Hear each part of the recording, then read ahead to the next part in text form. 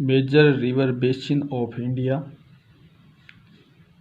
भारत के प्रमुख नदी बेसिन, पार्ट 2। इसमें आज हम major tributary of Ganga, Ganga की प्रमुख सहायक नदियों के बारे में पढ़ेंगे। और इसमें गंगा और इसकी सहायक नदियों में जो है गंगा नदी की सहायक नदियों को 2 भागों में बांटा गया है। अध्ययन की सुविधा की दृष्टि से इसे 2 भागों में बांट सकते हैं, बाएं किनारे पर मिलने वाली नदियां और दाहिने किनारे पर मिलने वाली नदियां।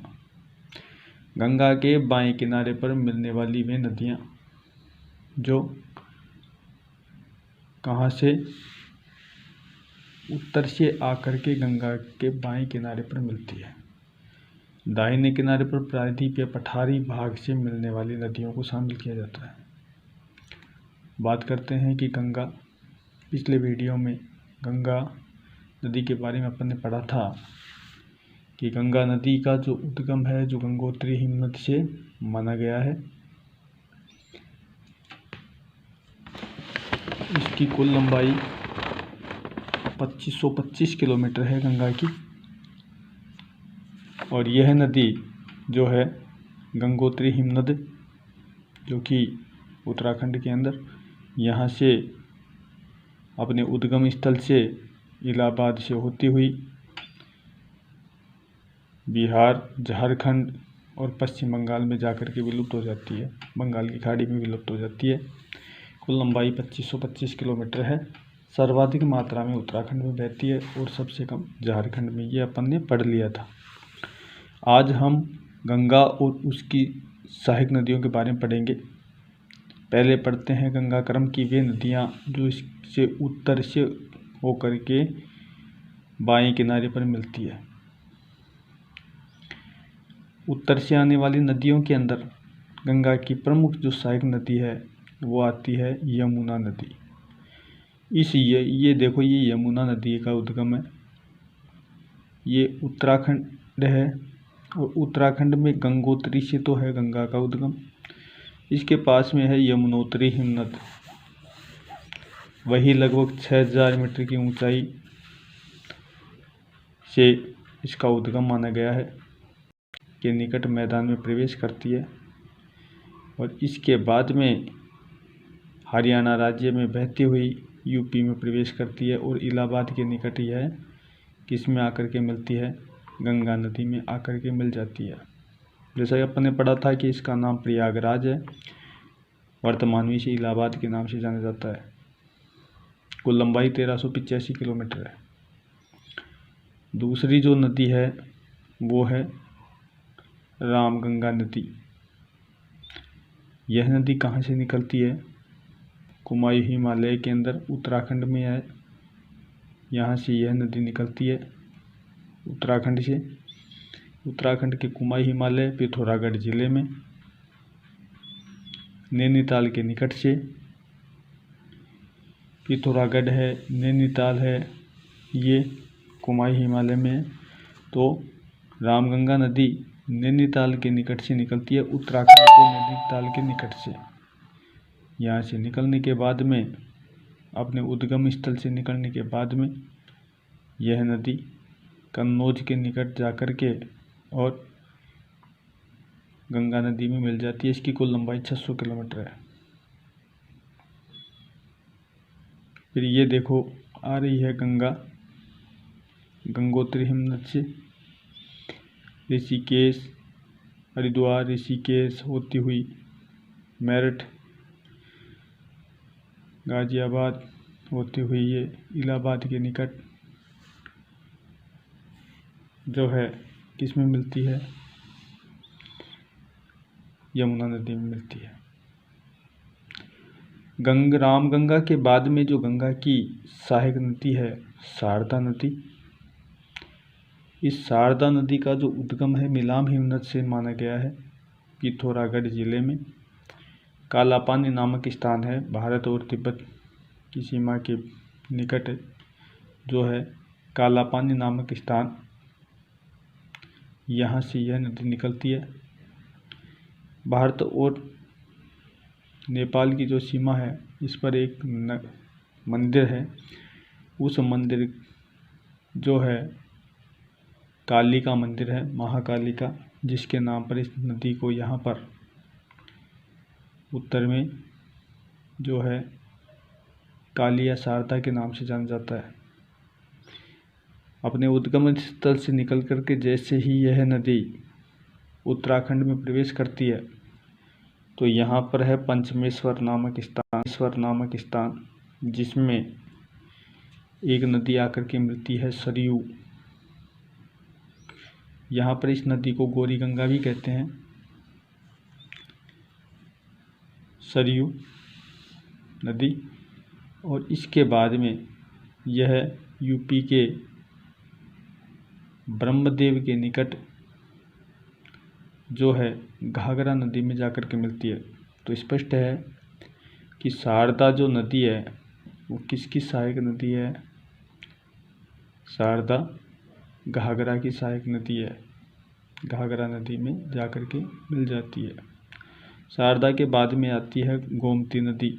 ये जो गोमती नदी है आंतरिक जल परिवहन की नदी है, जो कि यूपी के पीलीभीत के नामक स्थान से निकलती है और यूपी के गाजीपुर के निकट जो है गंगा में मिल जाती है। नेक्स्ट आता है घाघरा नदी।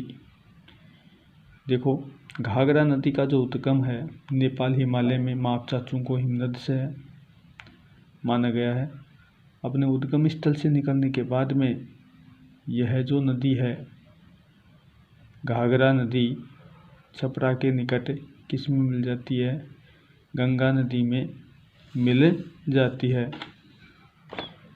फिर इसके बाद में नेपाल के पिछले भाग से एक नदी आती है जिसका नाम है राप्ती नदी। राप्ती नदी का उद्गम नेपाल से जो अनाज और लकड़ियाँ लाने के लिए इस नदी का प्रयोग किया जाता है, उद्गम स्थल नेपाल की से माना गया है और छपरा के निकट यह गंगा नदी में जाकर के मिल जाती है। घाघरा नदी की लंबाई 1080 किलोमीटर है।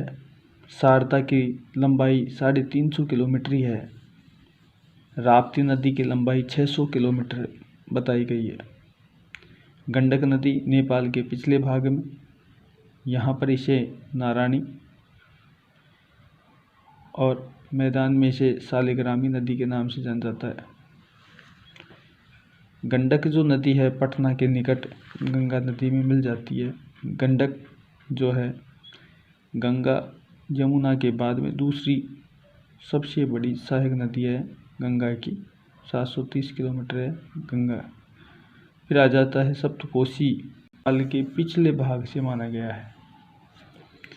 अपने उद्गम स्थल से निकलने के बाद में यह नदी जो है बिहार के अंदर भारी मात्रा में अपने साथ निक्षेप उठा करके लाती है और अपनी घाटी में जमा कर देती है, जिससे प्रतिवर्ष यह अपना मार्ग बदल देती है। बिहार का शोक इसी नदी को कहा जाता है। गंगा के अंतिम किनारे पर जो मिलने वाली नदी है वो महानंदा नदी है। सिक्किम की पहाड़ियों से निकलती है और फरक्का के निकट यह पद्मा में जाकर के मिल जाती है। इस प्रकार से ये जो गंगा की प्रमुख सहायक नदियां हैं जो बाएं किनारे पर आकर के मिलने वाली नदियां हैं। अब है गंगा के दाहिने किनारे पर मिलने वाली नदियां। अभी हमने गंगा के बाएं किनारे पर मिलने वाली नदियों को बारे में पढ़ा। अब हम गंगा के दाहिने किनारे पर मिलने वाली नदियों के बारे में पढ़ेंगे। Right tributary of Ganga. Ganga के दाहिने किनारे पर जो मिलने वाली नदियां हैं उन सभी नदियों का जो उद्गम है एमपी के अंदर विंध्याचल पर्वत श्रेणी से माना गया है, मालवा के पठार से माना गया है। बुंदेलखंड बघेलखंड के जो पठार हैं, जो कि मालवा का जो पठार है इसका पूर्वी भाग ही माने गए हैं।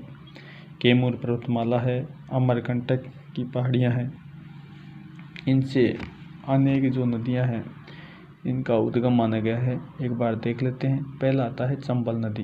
देखिए ये चंबल नदी है। चंबल नदी विंध्याचल पर्वत श्रेणी में जनापाम की पहाड़ियों से होकर के निकलती है। लगभग 600 मीटर की ऊंचाई से यह नदी निकलती है और 113 किलोमीटर लंबे गहरे घाट का निर्माण करके राजस्थान में 84 गढ़ के निकट प्रवेश करती है। कोटा, सवाई माधोपुर, धौलपुर होती हुई यह नदी आगे जाकर के इटावा से थोड़ी दूर पहले किसमें मिलती है, यमुना नदी में जाकर के मिल जाती है। चंबल की सहायक नदियों में काली सिंधु और पार्वती नदियां हैं। बेतवा नदी नंबर दूसरा है बेतवा नदी। वेत्रावती के नाम से भी इसको जाना जाता है। इस नदी का उद्गम भोपाल से माना गया है। भोपाल से होती हुई यह नदी ग्वालियर, झांसी, जालौन और हमीरपुर के निकट जाकर के यूपी के हमीरपुर के निकट यमुना से मिल रही है। फिर ये देखो केन नदी। केन नदी का जो उद्गम है कैमूर पर्वतमाला से माना गया है। कौन सी नदी का? कैमूर पर्वतमाला से केन नदी का उद्गम माना गया है। यहाँ से यह नदी बुंदेलखंड के पठार से होकर के गुजरती है और मोडा पहाड़ से थोड़ी दूर आगे उत्तर में यमुना नदी में जाकर के गिर जाती है। किस में गिरती है ये है यमुना नदी में जाकर के गिर जाती है। सोनार और बीरमा इसकी प्रमुख सहायक नदियां हैं। नेक्स्ट लिखते हैं। नेक्स्ट है तमसा नदी। तमसा कह दो या टोंस कह दो। तमसा या टोंस नदी का जो उद्गम है कैमूर पर्वतमाला में ही है। तमसा नाम एक कुंड है, तमसा कुंड, यहाँ से इसका उद्गम माना गया है। उद्गम स्थल से यह नदी आगे जाकर के इलाहाबाद से थोड़ी दूर आगे जो है गंगा नदी से जाकर के मिल जाती है। कौन सी नदी? टोंस या तमसा नदी। नेक्स्ट है जो सोन नदी। सोन नदी सोनपुर की पहाड़ियाँ हैं एमपी के अंदर। सोन नदी का जो उद्गम है अमरकंटक की पहाड़ियों के अंदर, सोन के उत्तर के अंदर सोनपुर की पहाड़ियाँ, अमरकंटक पहाड़ियों के उत्तर में सोनपुर की पहाड़ियों से इसका उद्गम माना गया है। यहाँ से यह नदी निकल करके आज से 1000 साल पहले यह पटना के निकट किसमें मिलती थी? पटना के निकट जो है गंगा में मिलती थी। वर्तमान में यह नदी दानापुर के निकट जो है गंगा नदी से जाकर के मिलती है। नेक्स्ट आता है झारखंड के अंदर दामोदर नदी घाटी परियोजना। तो दामोदर नदी घाटी जो है इस नदी के ऊपर दामोदर नदी घाटी परियोजना भी विकसित की गई है। झारखंड राज्य के मध्य से होकर के एक नदी गुजरती है, इसका नाम है दामोदर नदी। 541 किलोमीटर लंबी है। उद्गम स्थल से निकल करके यह नदी आसनसोल के निकट डायमंड हार्बर के पास में पश्चिम बंगाल में है ये, और अंत में बंगाल की खाड़ी में जाकर के विलीन हो जाती है। तो ये गंगा के दाहिने किनारे पर आकर मिलने वाली नदियां हैं। आशा है आपको ये वीडियो पसंद आया होगा। अपन ने गंगा नदी बेसिन और इसकी सहायक नदियों के बारे में पढ़ लिया है। नेक्स्ट जो वीडियो है वो सिंधु नदी बेसिन और इसकी सहायक नदियों का होगा